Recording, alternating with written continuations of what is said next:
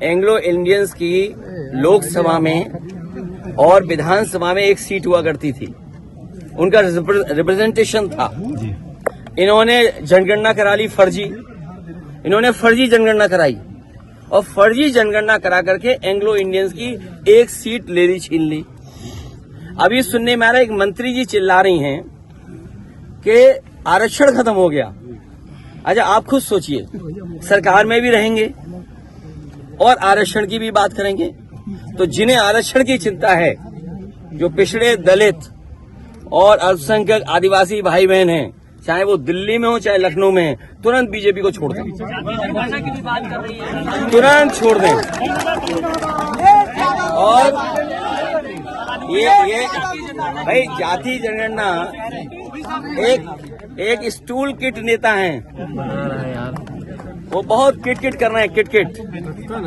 मुझे लगता है उनका ऑफर मुझे खत्म करना पड़ेगा। सुनने में आ रहा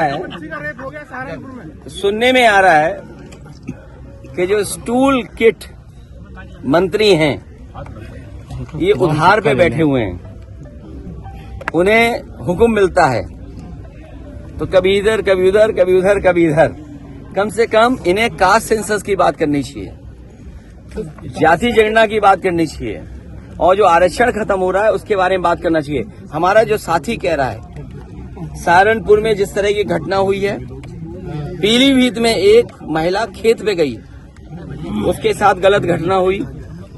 आज सुनने में आ रहा है अयोध्या में भी घटना हुई, और कन्नौज की मैं बता दूं, एक दलित समाज की बेटी, उसके साथ जो घटना हुई, और पुलिस और बीजेपी के लोगों ने मिलकर के एक झूठी कहानी बनाई, उसे पेड़ पे लटका करके बताया कि पेड़ पर वो अपनी आत्महत्या की, और उसका पोस्टमार्टम नहीं हुआ।